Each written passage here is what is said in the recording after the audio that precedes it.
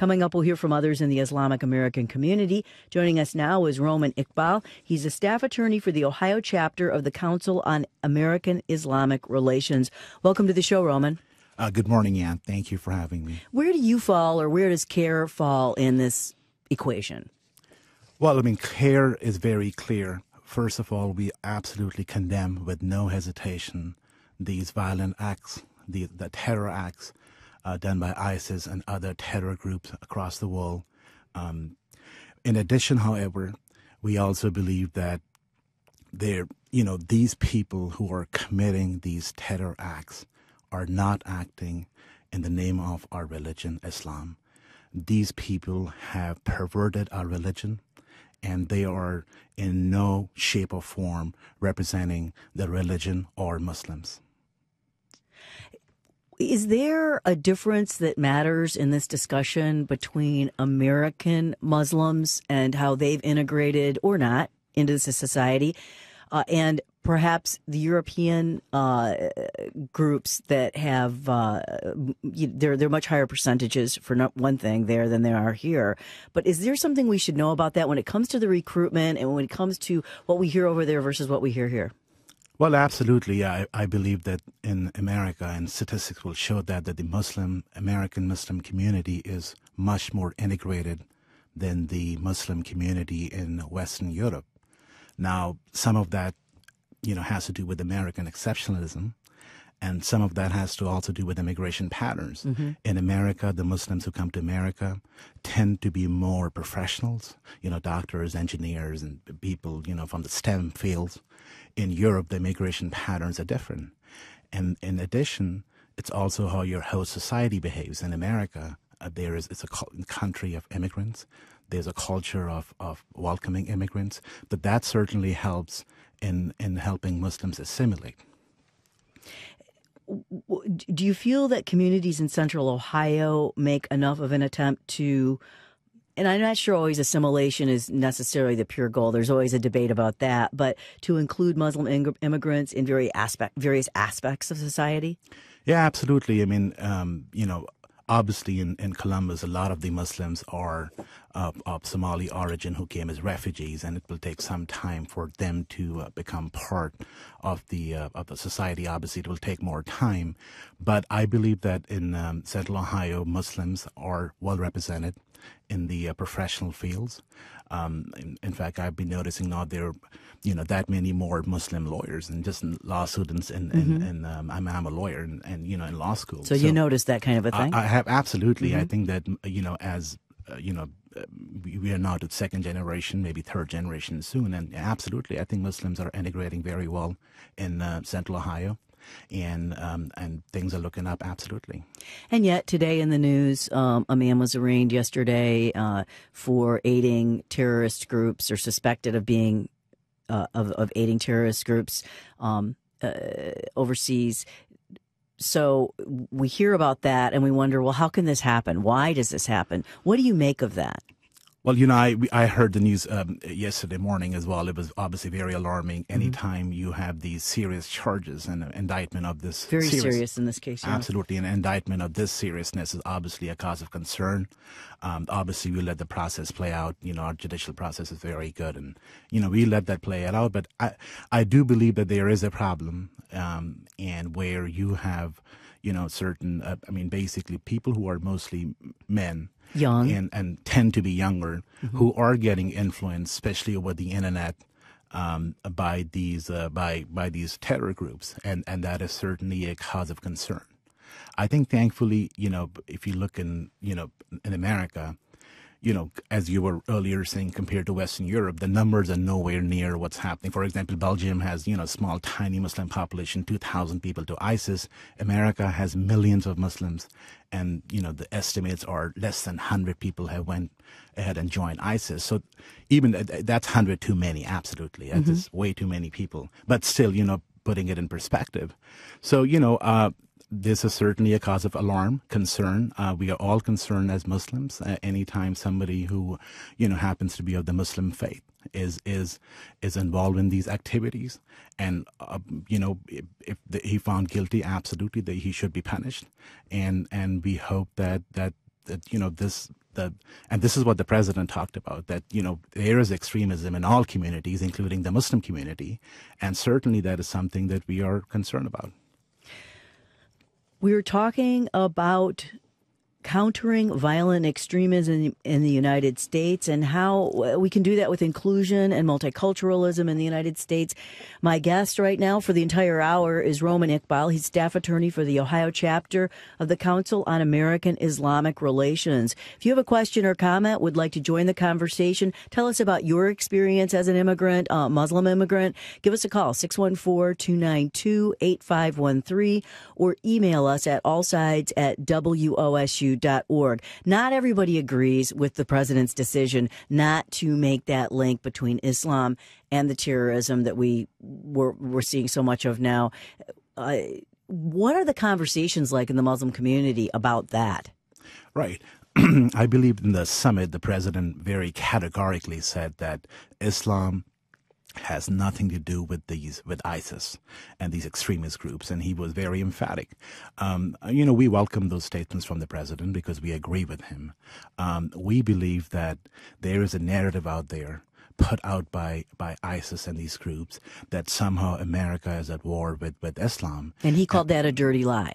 And absolutely, and we welcome the president's statements on this matter, and we believe that, and the president did a very good job in challenging that narrative, and to hear the president of the United States challenge the narrative will go a long way in diffusing the situation and taking away that narrative, because you basically have these people who ISIS and these other terror groups who want to say that they are religious leaders, and the president has said they are not.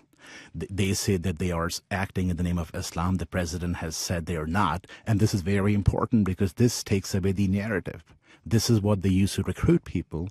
And when the president comes out and challenges that effectively, we certainly feel it is not only is it correct, but it also helps in taking away that recruitment powers of these people. We're going to have some folks on later who disagree with you, but let's talk about one of the issues. A lot of people think that there's a risk by going that route and saying that you're giving agency to that narrative that it doesn't deserve, that there's a risk of absolving the Muslim community from taking responsibility for being on the lookout and for paying attention to what's going on in the recruitment, even if it's just 100 people. And they're not, as far as I know, they're not all Muslims, but maybe a lot of times they're converts and that kind of a thing. Is there a danger that the community then says, well, we're not extremists, so it doesn't matter? Well, I think the community understands. You just have to open the newspaper or, turn your TV on to know what's going on. I mean, the fact that ISIS and these other groups, they pretend to act in the name of Islam and our religion, that is not a secret. We all know that. That is out in the open. It's obvious. The question is that, if the president were to indulge these people, does that help or hurt in the fight against extremism? And I do not believe, and most people would agree with me, that the president should not be playing in the hands of the extremists and giving them the narrative that they want. So I do not see a cause of concern that somehow the Muslim community is not aware of what the nature of the threat is. CAIR has proposed intervention instead of surveillance in treating those who might be swayed by violent extremist groups. Can you explain the model that CAIR is proposing? Right. I mean, the summit that, we were just speaking about, where the president, gave his speech. I mean, the reason we had the summit was that there is a pilot program called Countering Violent Extremism, the CVE. And this pilot program has been introduced in 3 cities, Minneapolis, St. Paul, in Boston, and in Los Angeles. And what this program, and this is the program that CAIR has criticized. And the reason for the criticism is that this program is very expansive. the level of it is staggering of how big it is. Supposedly there are $15 million, apparently $5 million for each city, for these 3 cities initially. And this program talks about, for example, federal law enforcement working with educators, with people who work in social service, with clergy. And any time when there is this level of government intrusion, on the other hand, we have not been told if there are any controls, if there have been, any safeguards for protecting the civil liberties of people, for example, kids in school. That is the issue which is causing us some alarm that we have this massive government program. We are talking here in Minneapolis about going to schools and picking out kids in school who, maybe a 5th grader who's a loner.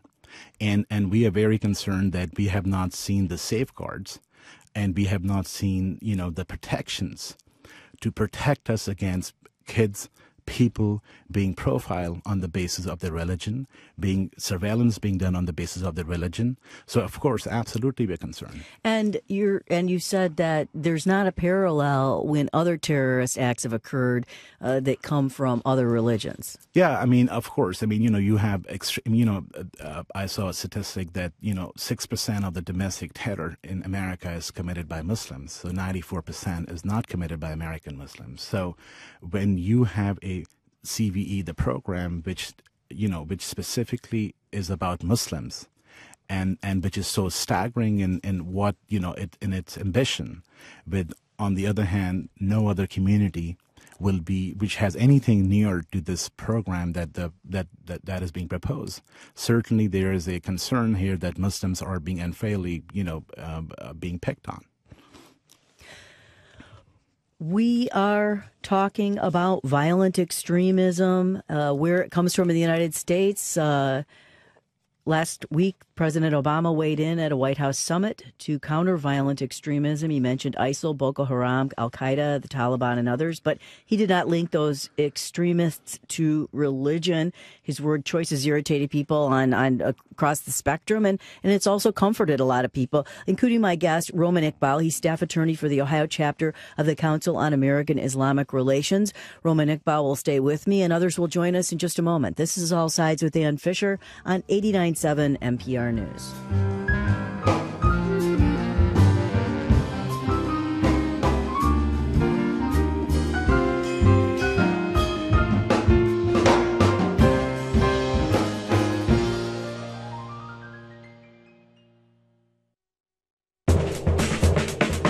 I'm Tom Ashbrook. Coming up on the next On Point, new breakthroughs on peanut allergies, treatment and prevention, and a question, are we too clean for our own good? That's coming up on the next On Point from NPR. Join us for On Point this afternoon from 1 till 2, right here on 89.7 NPR News. 16 degrees in downtown Columbus. There is a chance of some light snow today, a high of 19. Cloudy tonight and cold yet again, a low of -2 tonight with a wind chill of -13. Sunny on Friday with a high of 14 degrees, but the wind chill Friday will make it feel like -12. Clear skies Friday night and a low of 6 below zero.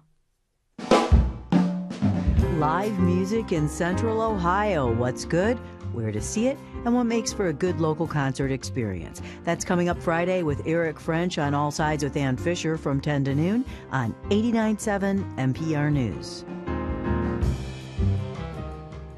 And remember, you can listen to All Sides with Ann Fisher from your smartphone or tablet anytime, anywhere. Just download the free WOSU Public Media mobile app. It's free at Google Play and the Apple App Store. All Sides with Ann Fisher continues. This is 89.7 NPR News.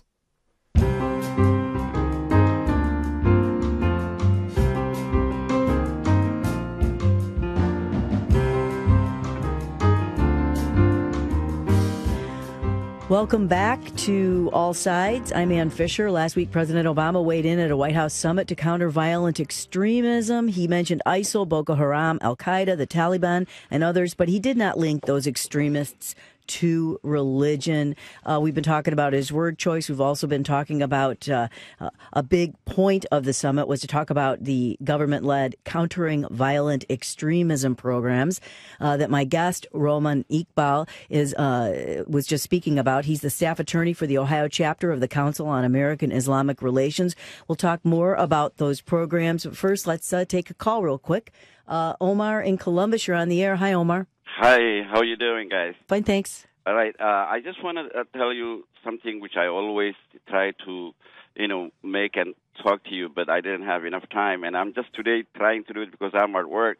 Okay, the first thing I want to tell you is most of the Muslims in Ohio are against these extremist people, but the problem they're having is there is no way or help for them to stand for those things, because one of the things is they got a lot of family back home, which they so scared of it. If they talk or go against these people, they may lose their families back home because nobody protects them.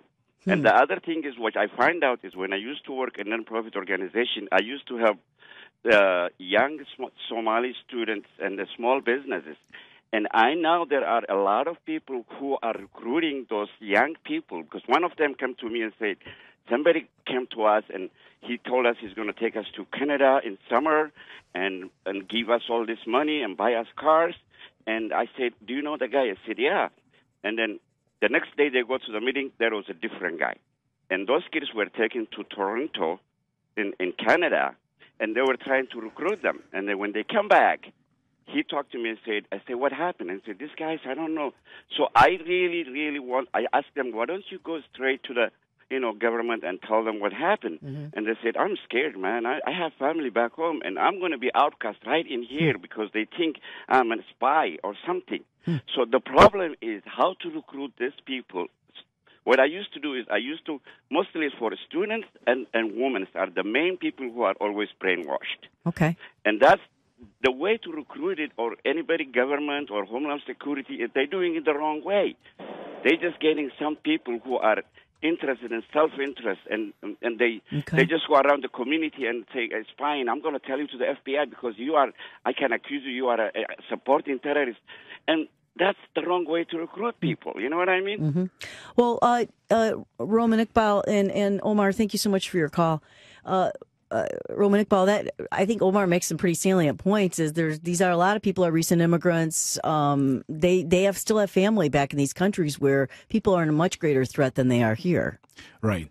I personally, I've been working here as a lawyer with the community for the last 8 years. I have not personally heard that, but of course, if Omar has had that experience, I remember it was an issue back during the Iranian Revolution back in the late 70s. Right. Well, I was 2 years old then, so I wasn't.